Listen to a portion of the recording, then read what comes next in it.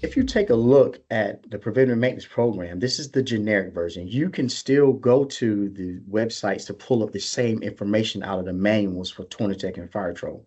But what you'll find is the preventive maintenance program will reference those same chapters that are in NFPA 25 that require you to have the PM program. So this will be helpful for your customers. We're not twisting any arms. We know that some people will say no, but this at least gives you the place to point them to say that the standard requires this be put in place. I have a tool to help us with maintaining your system. Would you like for us to come by and take care of this item that may be due for to be changed based on what the manufacturer recommended? Now we also give you some guidelines and some recommendations on what to check as far as internal verifications and external verifications.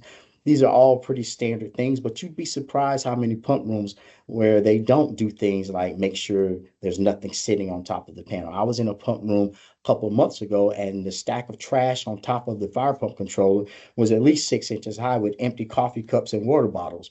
Again, this is an electrical device, and you have liquid on top.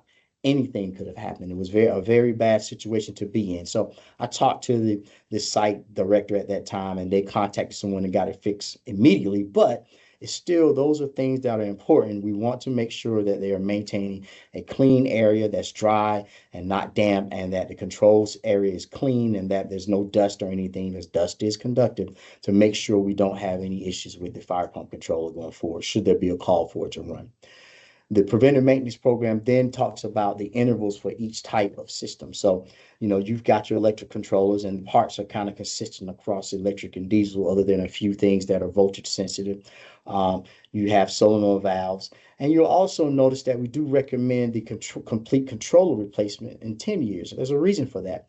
These same components that we talk about that are so smart and so well defined and have a lot of data that we get back from them, they also have a lifespan that's a little bit shorter. If you think about your cell phone, it's a small computer that we carry around with us all the time. We don't keep our cell phones 10 years. I don't even know which model I had 10 years ago, but they change so quickly because the technology changes or new things come about.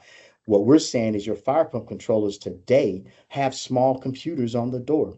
We're recommending those be changed in 10 years. And it is certainly a change to the industry, because what we know is people want to buy something and they hope that it's down in the basement and they never have to buy it again. Back in the day, you used to could do that. Today, not so much.